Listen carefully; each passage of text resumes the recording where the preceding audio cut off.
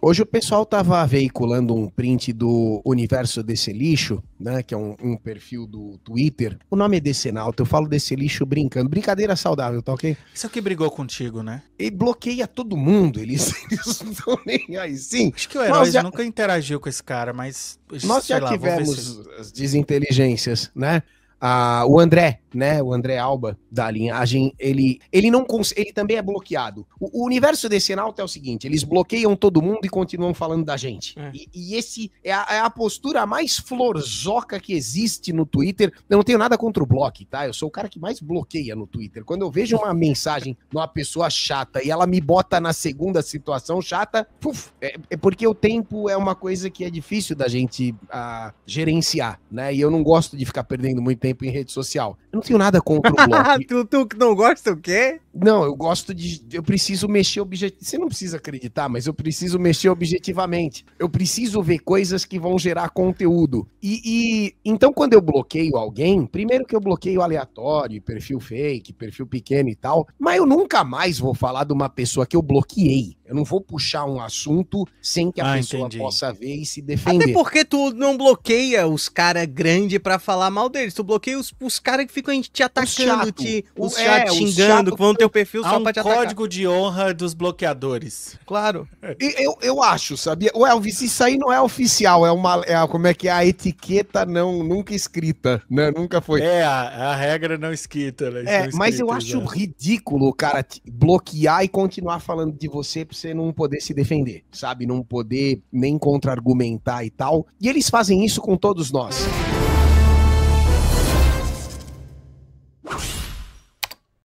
De acordo com eles, olha que loucura, cara. Olha o tamanho da relevância que ele tá dando pra linhagem geek e, por consequência, toda a bolha nerdola.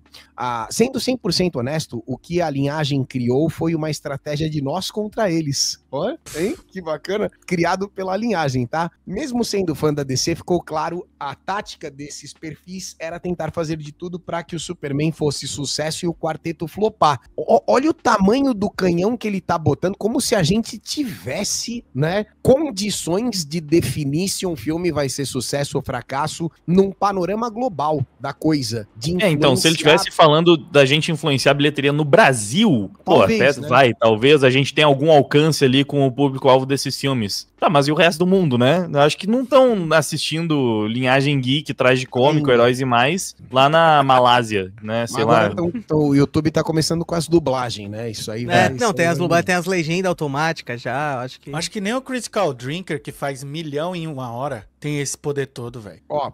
De acordo com... Porque eles têm um ódio pela Disney, então existiu um ódio exagerado pro quarteto e uma defesa em cima do Superman que não é feita porque eles gostam do personagem, não é feita porque eles querem o bem da DC. Eu não sei de onde eles tiram esse tipo de raciocínio, cara, mas é isso aí que você tá vendo. Não, desculpa, é feita porque eles querem continuar controlando as narrativas do lacrou e não lucrou. Quando a gente admite 200 mil vezes, por exemplo, o sucesso de Barbie, né? A questão do quem lacra não lucra é meio que uma constante, mas existem pontos fora da curva que são justificáveis também, tá? E a Barbie mesmo, a meu ver, foi uma baita de uma propaganda enganosa. Eu acho que foi foi uma ação de marketing e é a exceção que confirma a regra, né? Por que a exceção confirma a regra? Tem até um vídeo engraçado do Sonic, onde eles colocam o Knuckles pra argumentar isso contra aquela personagem rosa do Sonic que tava dando uma lacradinha lá. Ela tava falando assim pra ele, eu vou jogar futebol, vou ser melhor de todas aqui pra provar pra vocês que garotas podem ser tão boas quanto os garotos, não sei o quê. E aí o Knuckles fala pra ela, então, só que se você conseguir provar que você é capaz de rivalizar com os homens, você vai estar demonstrando que na prática você está sendo uma exceção, o que apenas confirma o status quo. Ele fala o status quo antes disso ter viralizado. Mas é basicamente isso. A exceção confirma a regra, porque quando você tem um ponto fora da curva que chama muita atenção, é justamente porque isso não é a regra. Exato. Você fala assim, poxa, olha que admirável, Barbie faturou 1 bilhão mesmo lacrando, porque normalmente não é isso que acontece, né? Normalmente. E olha, o caso do Superman talvez seja ainda mais emblemático, é que a gente nunca vai saber. Não temos, né, uma máquina do tempo, mas talvez se o senhor James Gunn não tivesse falado besteira nos 47 do segundo tempo, pelo menos a bilheteria doméstica, tô falando de Estados Unidos, tá? Talvez a bilheteria doméstica nos Estados Unidos tivesse sido ainda melhor. E por que eu tô falando isso? Porque por lá, a palavra imigrante, a questão da imigração, tem completamente outros contornos diferentes do que no Brasil. O Brasil aqui, a gente mas não é nem só a doméstica, Giga. Eu diria que, no mínimo, a ocidental, porque na Europa também tem esse problema e essa discussão muito grande, e até alguns lugares da Ásia. O Japão, por exemplo, também tem questões imigratórias que eles levam a sério. Então, essa palavra dele, talvez no Brasil especificamente não tenha um peso tão grande, mas aqui também tem bolhas, né? Então, mas o senhor concorda que nos Estados Unidos especificamente a Fox News ficou batendo nisso aí o fim de semana inteiro ali, né? Concordo, mas e aí a gente tá aqui assistindo a repercussão da Fox News, e isso tá repercutindo na Fox News, tá repercutindo na Europa também, porque os Estados Unidos, o que acontece lá, a polêmica que roda lá, repercute no mundo inteiro. Então nem é só a doméstica, eu acho que isso impacta para além disso, para muito além disso. É porque o Lacrola Média, ele pode fazer ele pode nos dar uma resposta de que, mas aí é muito fácil, né? Se o negócio vai bem é porque não lacrou. Aí se o negócio não vai tão bem é porque deu uma lacrada ali na última curva e tal. E a real é que não tem como saber qual seria a bilheteria do Superman se o James Gunn não tivesse falado besteira. Mas infelizmente, pra gente que acompanha de perto, parece óbvio que muita gente deixou de ir no cinema por causa da lacrada dele, né? Parece. Na minha crítica, eu cheguei até a falar isso. Eu falei, cara, o filme, enquanto filme, assim, você assistindo, é tudo muito sutil nas entrelinhas, o afegão médio nem vai pegar. Mas a polêmica foi anterior, e essa polêmica da imigração acho que nem é a principal do filme, né? Que a gente mais discutiu aqui naquela Nerdolive de 10 horas, foi a questão da guerra. Então, mas é o que tá viralizando. Foi o James Gunn. O James Gunn criou a polêmica da imigração. E basicamente, eu falei no meu vídeo que se até mesmo esse filme, que é bom, que tá sendo aclamado no boca a boca, eu vi quando eu falei isso no Twitter, algumas pessoas falando, mas que boca a boca é esse, não sei o que, a bolha de vocês tá muito diferente. Não é só a nossa bolha aqui, você vai nos compilados de críticas do público, não só dos críticos, o filme tá sendo muito aprovado pelo público. Na nossa bolha a gente tá vendo que a maior parte das pessoas tá aprovando, mas a gente também tem esses agregadores que comprovam isso. Então tudo bem, na sua bolha talvez ninguém gostou, acontece, a gente às vezes tem vai toda uma turminha lá e ninguém gosta do filme, mesmo que tá todo mundo gostando, mas é um fato, o público tá achando legal e o boca a boca tá positivo. Se nem com um filme que tá divertido, que tá interessante, que tá bem familiar, que tá com boca a boca positivo, com uma alta aprovação do público, que tinha um marketing bem feito e com um personagem de peso, se nem esse consegue bem nas bilheterias, depois de uma polêmica divisiva, se nem esse tipo de lacrada eles conseguem fazer funcionar, porque tem aquela pré-lacrada, né, antes do lançamento, que é o discursinho da equipe, no caso aqui do James Gunn, cara, então, assim, não tem jeito. Porque, uma coisa que eu também falei no Twitter, quais foram os dois últimos grandes sucessos de bilheteria dos filmes de super-herói? Foi Homem-Aranha Sem Volta Pra Casa e Deadpool e Wolverine. Dois filmes que não tem uma única polêmica sobre agendinha e lacração. Não tem uma. Ninguém falava... Na época da especulação do filme, dos três Homem-Aranha, tudo que as pessoas falavam sobre esse filme mas será que vai ter o Andrew Garfield? Será que vai ter o Tobey Maguire? Essa era a discussão do filme. Não era, mas será que o Peter Parker vai ser gay agora? Será que... Ninguém falava sobre essas questões de agenda. Era só sobre os personagens, era só sobre o que vai ter no filme, era só, caramba, o William Dafoe voltou. Era só nerdolice, era só apelo fanservice, era só material entregue pros fãs. A mesma coisa com Deadpool e Wolverine. Na verdade, quando especulava algumas coisas, a polêmica de Deadpool e Wolverine foi, olha, estão dizendo por aí que vai ter um personagem que o Ryan Reynolds colocou no filme pra zoar os lacrola. A única controvérsia política que tinha sobre o filme antes do lançamento era essa. Não tinha nada falando que o Deadpool agora vai ter algum empoderamento forçado. Não tinha. Essa polêmica não existiu. E aí os dois filmes foram sucessos arrebatadores de bilheteria. E a melhor parte é que o personagem realmente estava lá, né?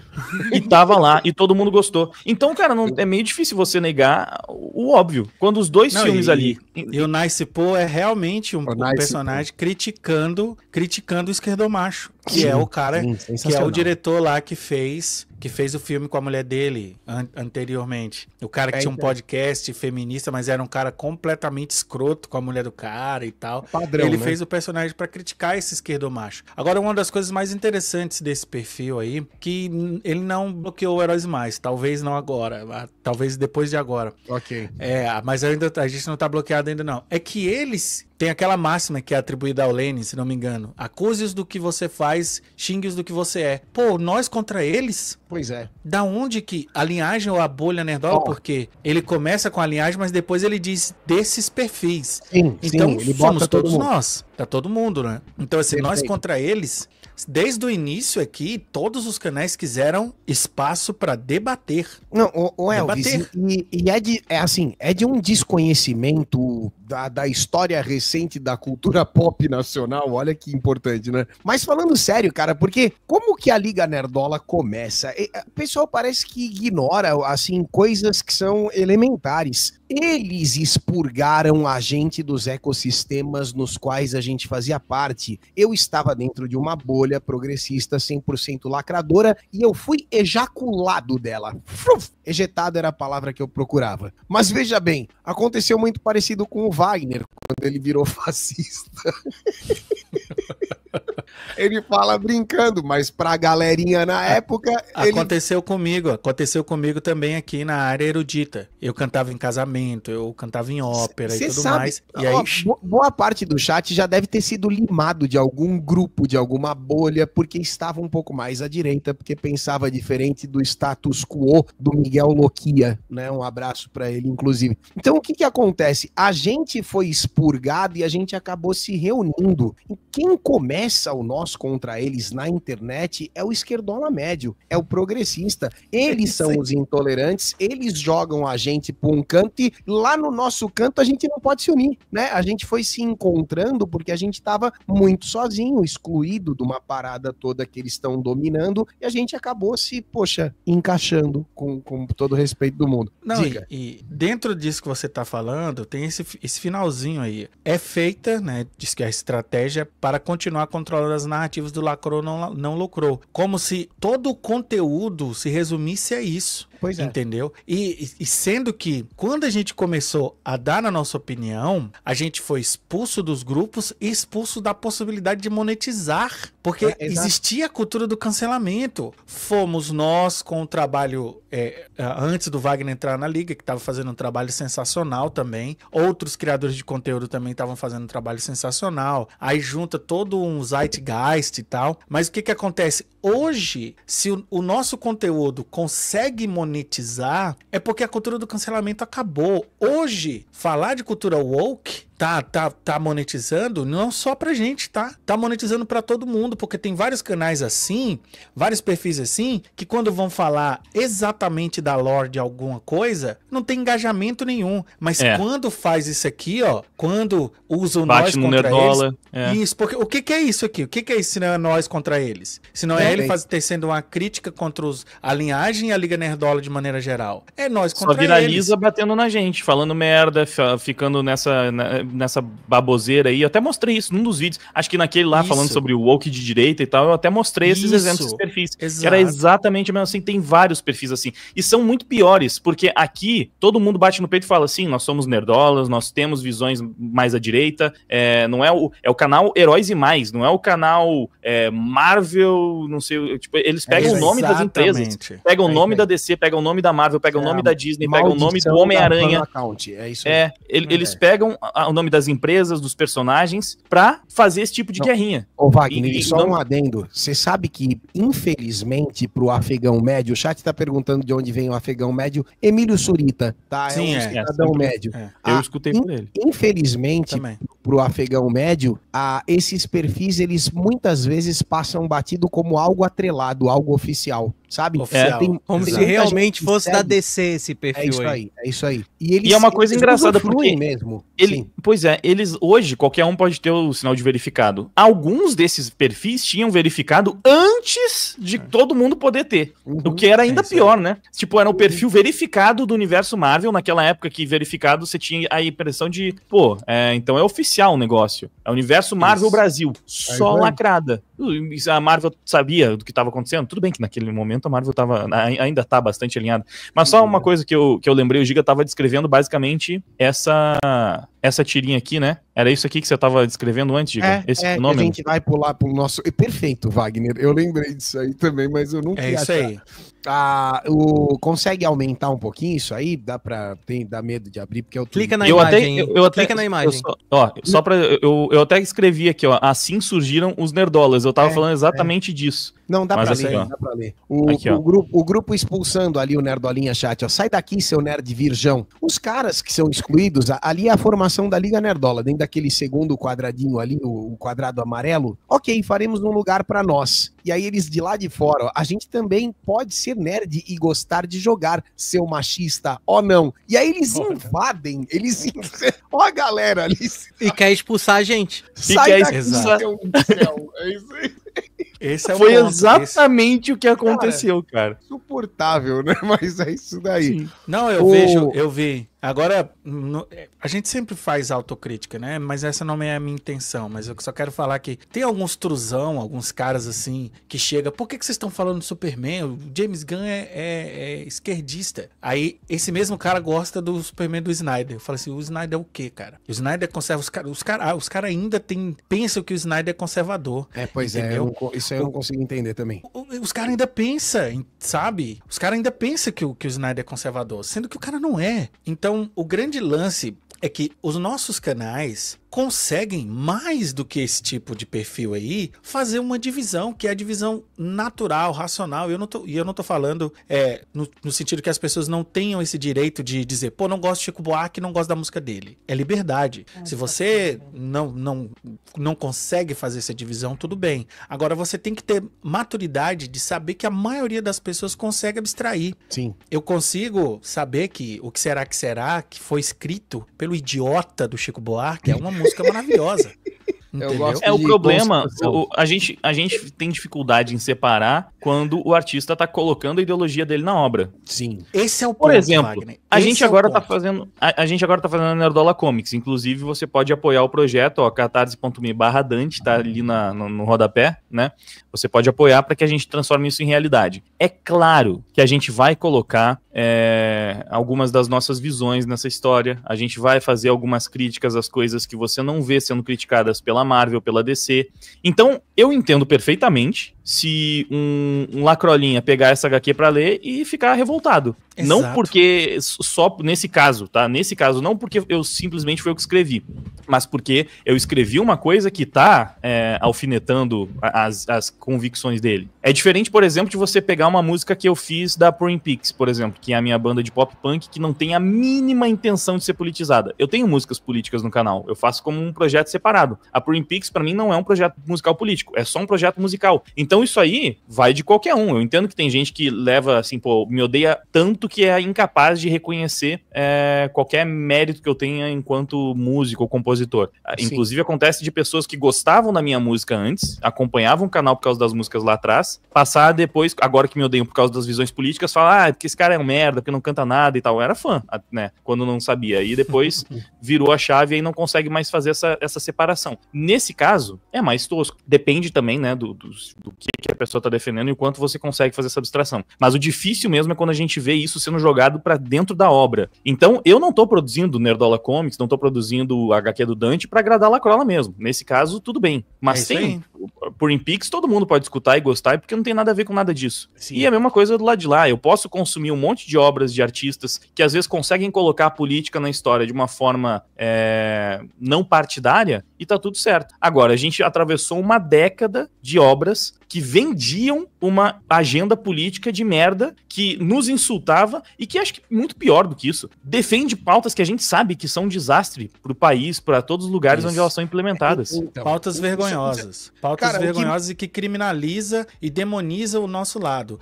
E esse post aqui, Giga, é a prova disso. Os caras fazem nós contra eles e acusam a gente de fazer nós contra eles. Entendeu? E é o que o Wagner tava falando, que eu tava falando um pouquinho antes. Eu não tenho problema do cara chegar pra mim, pô, você é um cara conservador, eu não vou assistir o seu canal. Não interessa se você fez um vídeo atemporal, um vídeo universal. Você é um conservador, não interessa. E do mesmo outro lado, entendeu? Só que a maioria das pessoas não são assim. A maioria das pessoas consegue fazer essa divisão. Só que quando você tem o controle hegemônico da mídia, das universidades e do show business, o nosso lado não tem espaço. Não tem. Simplesmente não tem. Porque o outro lado, o lado do status quo, não quer perder um centímetro.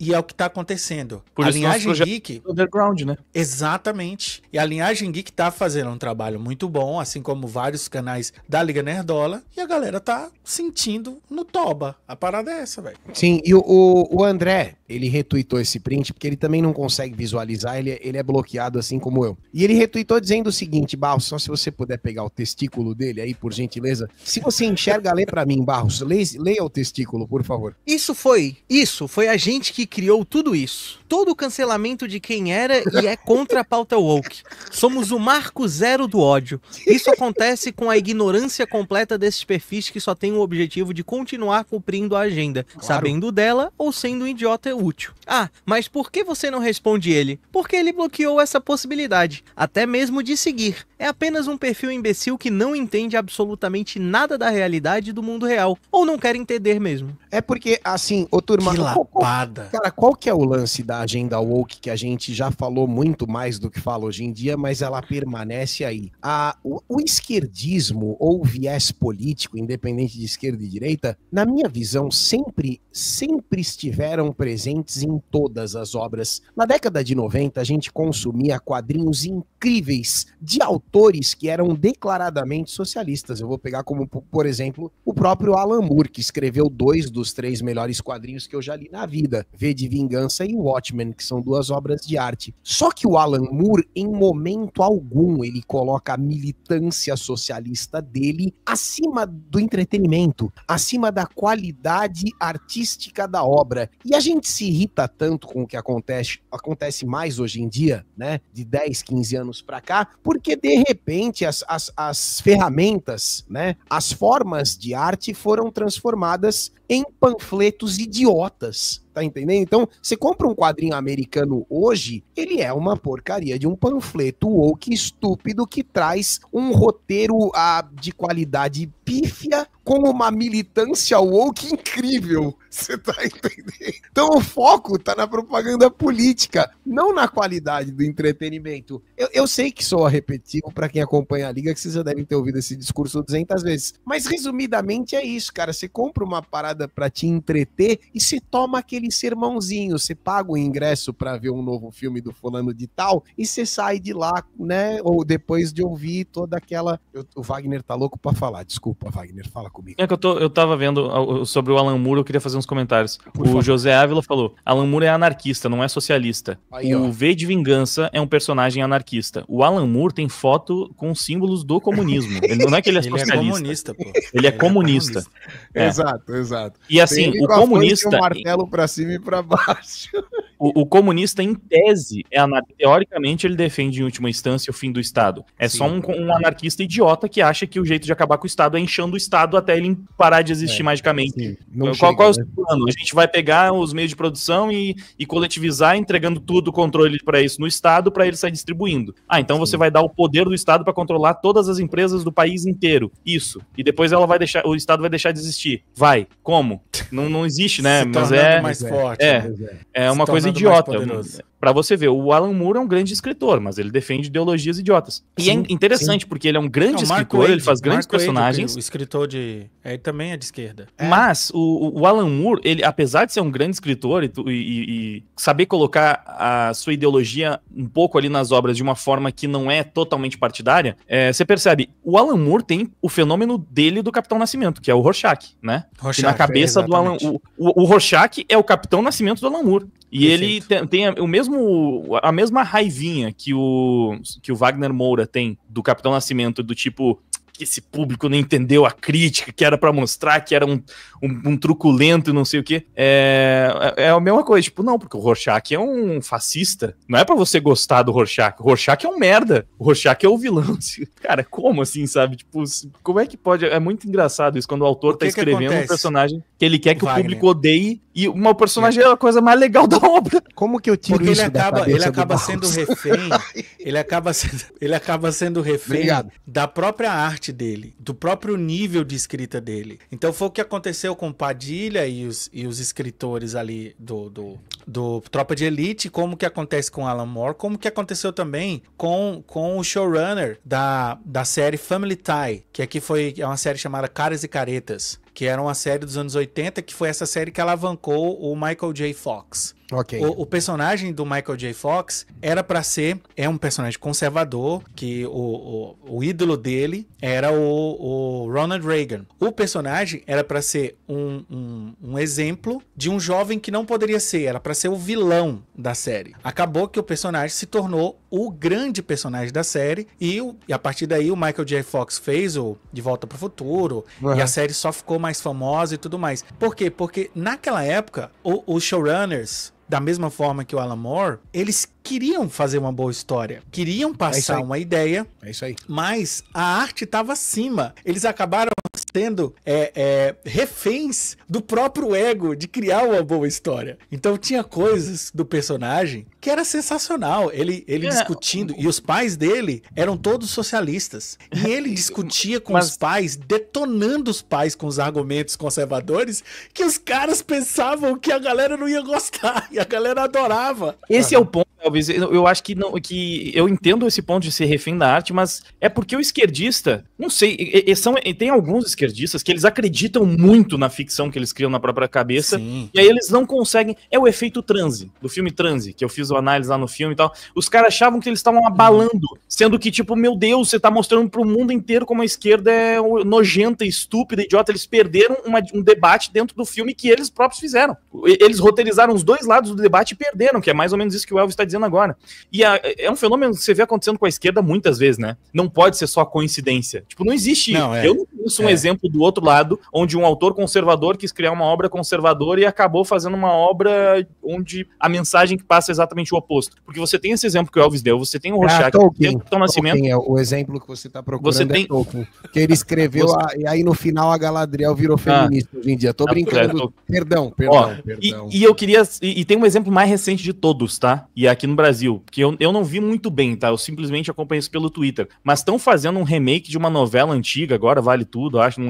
Isso mesmo. Enfim, estão fazendo um remake de uma novela agora que tinha uma mulher que era vilã na novela original. Odete Reutemann. E aí, qual é a ideia? Sei lá, ela era riquinha e tal, e aquela coisa bem brasileira, né? Tipo, a patroa rica que humilha a empregada é uma merda, é a vilã, e o pobre é a vítima e é o protagonista da história, né? Bem clássico de novela brasileira. Só que aí o que fizeram? Agora, quando foram refazer essa novela, transformaram a tal Odete em uma bolsonarista, pelo que eu entendi. E tentaram colocar todo o discurso bolsonarista na boca dela, e os heróis da novela, agora, são uns militantes do PSOL. E aí, as cenas que realmente eu vi, que chegaram até mim por causa do Twitter, cara, os protagonistas são insuportáveis, falam um monte de bosta e tomam taca da vilã bolsonarista na novela, que é roteirizada pelos esquerdistas. E aí, o resultado tá sendo, de novo, a mesma coisa. A vilã virou a personagem preferida de todo mundo na série, na novela, enquanto os heróis são os insuportáveis que, tipo, meu Deus, é aquele sobrinho chato que aparece às vezes no churrasco aqui do final de semana, que fica querendo dar lição de moral em todo mundo, sendo que não paga as próprias contas, não sabe de bosta nenhuma da vida, tá fazendo faculdade de humana, é um maconheiro desgraçado, que só fica, né, julgando os tios que criaram sustentaram a família inteira. É mais ou menos isso, tipo, é o que eles criaram ali, esses são os heróis, e a tal da Odete é a vilã. De novo, é o mesmo fenômeno, o raio que cai trocentas vezes no mesmo lugar. É que nem o negócio que eu falei no começo da live da inteligência artificial, quanto mais livre, mais ela vai indo pra direita, não pode ser só coincidência, né, cara? É, né? Por isso que a arte precisa ser livre. E esse negócio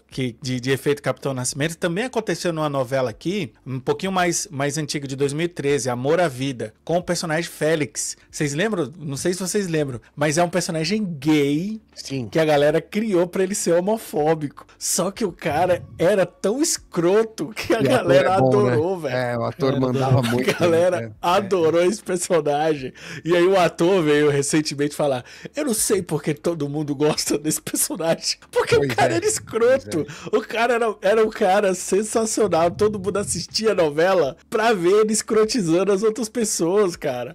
E aí a gente fez um vídeo sobre vários personagens que deu esse efeito Capitão Nascimento, e o Félix estava dentro desses personagens. Só que foi um vídeo antes dessa Odete Roitman. Essa Odete Roitman também se tornou esse efeito Capitão Nascimento. Teve um outro também que eu vi eu nem acompanhei a novela, mas eu vi o tal do Crow. Eu nem sei como é que é exatamente, mas é um outro personagem gay. Sim. Que, se eu não me engano, o cara foi depois no Flow, algum lugar teve assim, falar... filme, né? É, que teve até filme. Ele era tipo ele era um alívio cômico de uma novela, acho que nem era das 9, era das 6, alguma coisa assim. E aí ele virou destaque. E se eu não me engano, esse ator também falou: o Crow foi um fenômeno da sua época, porque hoje em dia não daria mais pra fazer aquele personagem. Porque ele situação, né? Porque sempre... eles são debochados, eles falam na cara.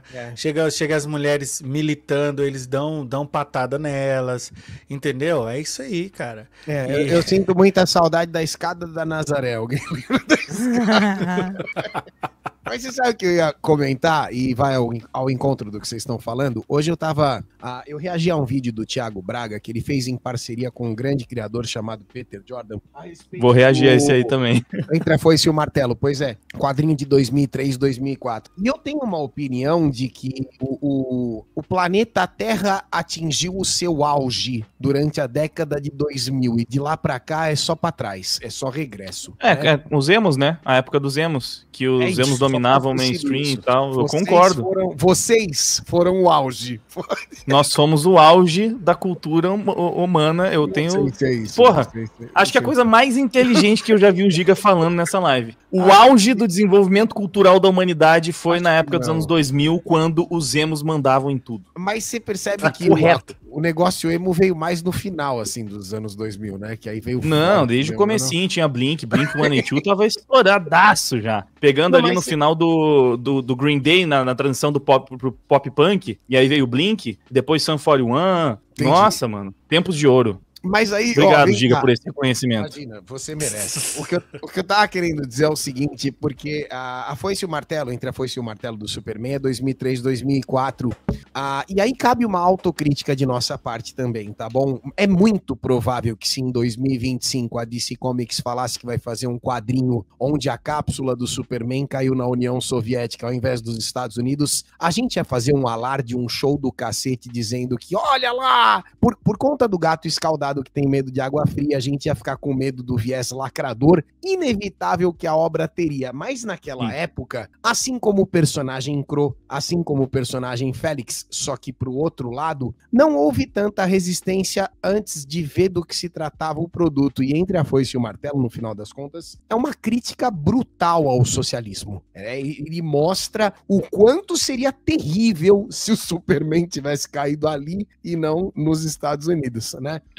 Só que, qual que é o meu ponto? E é por isso que tá complicado hoje em dia. A arte tem que ser livre. O próprio Elvis Ventura disse ali, e você precisa apreciá-la para depois, né? É que assim, não tem como a gente fazer a análise do que vai acontecer sem tentar fazer um exercício de futurologia. A gente também precisa tentar imaginar, usar, né, os trabalhos anteriores do cineasta, do ator, do escritor, né? Ó, esse cara tá vindo por esse caminho, então provavelmente a próxima obra dele vai dizer isso e aquele outro. Mas a gente tá vivendo um momento muito difícil mesmo, né? A arte não, mas é porque hoje em dia a gente tem muito acesso à opinião dos diretores e dos produtores ao que eles estão fazendo. Naquela época também ninguém fazia ideia, só descobria quando era lançado. Hoje em dia, até ser lançado, é um ano de Rachel Zegler falando todo tipo de bosta sobre a produção. Você já sabe, não é futurologia, você já tem certeza. O que a gente é a confirmação. Sim.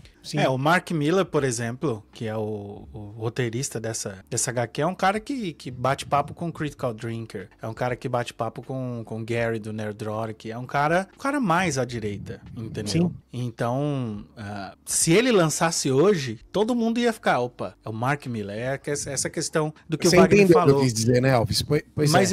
Mas eu entendo o que você quer dizer, eu acredito que isso faz parte daquilo que o Wagner falou recente numa postagem lá no X. Quem dividiu isso foi essa galera cheirosa. Por quê? Porque quando você chega no status quo, quando você chega na hegemonia, eu me esqueci qual foi o autor que determinou, que fez uma conceitualização do que é hegemonia. A hegemonia é quando um grupo dita o que o outro faz e pensa. Você tá entendendo? Sim. Quando eu dito o que você faz, o que você pensa, eu sou hegemônico. Só os meus direitos equivalem, só o que eu penso equivale. Então... Acho que o pensador que você tá buscando é o Santinelli. Isso.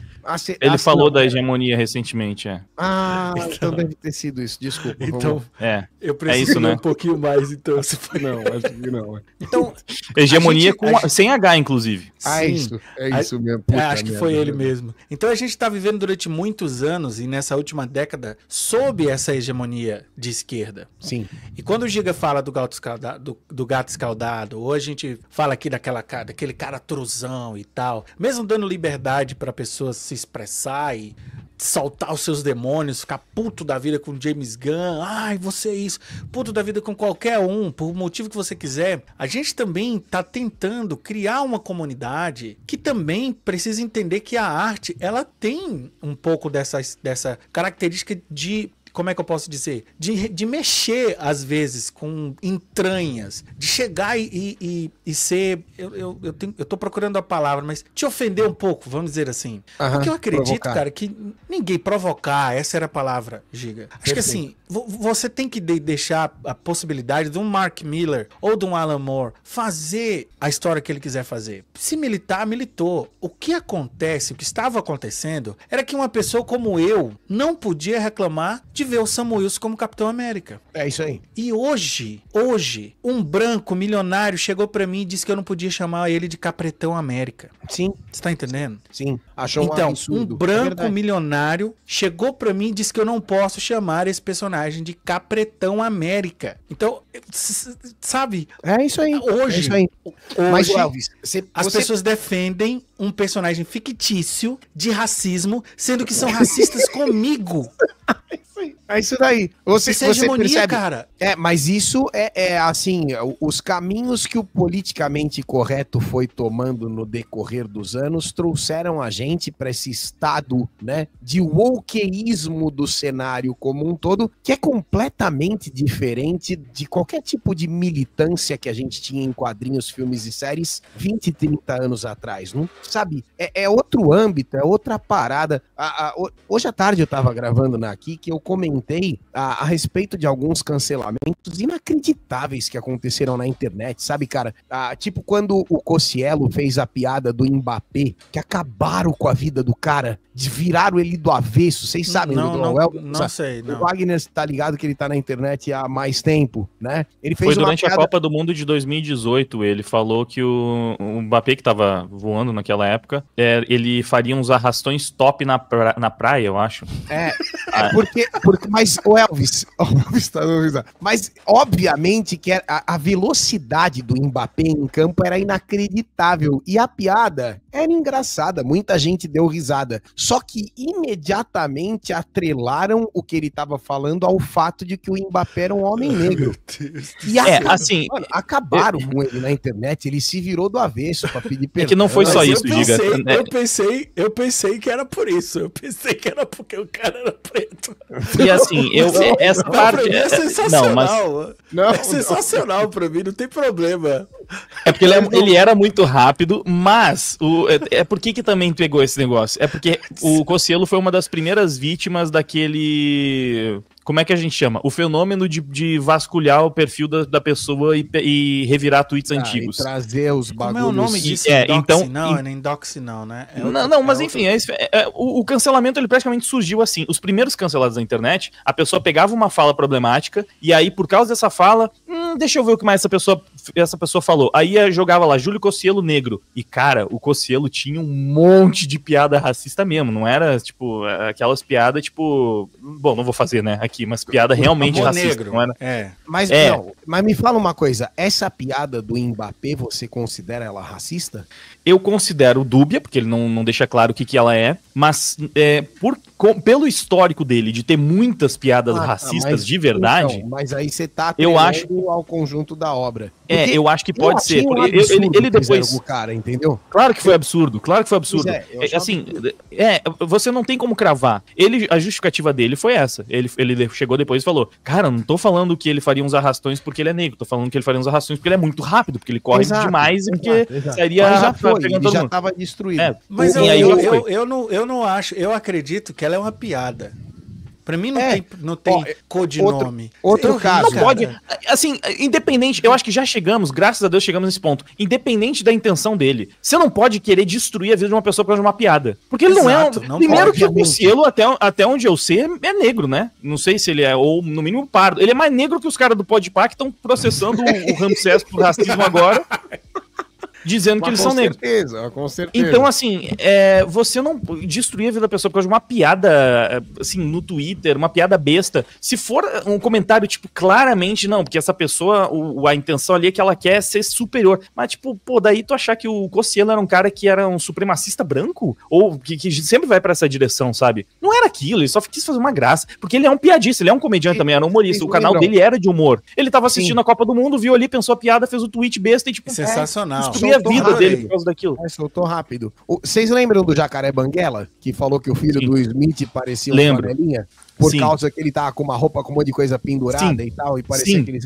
Acabaram com ele, destruíram, o cara sumiu da internet também. Isso foi mais ou menos em que época? 2018? Deve ter sido um período 2016 até antes. Eu acho que essa do Banguela é mais antiga. Isso aí essa do Banguela é mais antiga. Mesmo.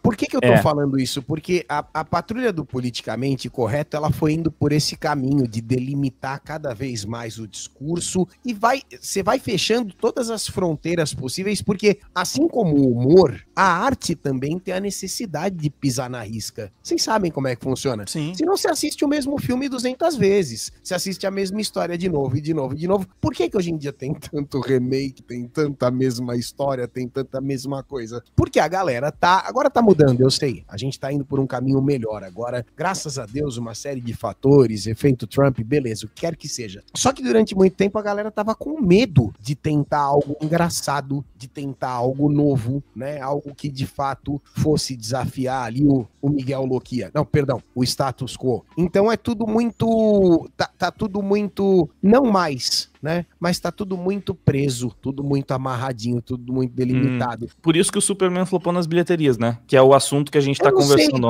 Eu cheguei aqui. Onde eu tô? Que tal se inscrever? E aí, será que rola pra gente se encontrar aqui na Liga Nerdola? Deixa like, compartilha.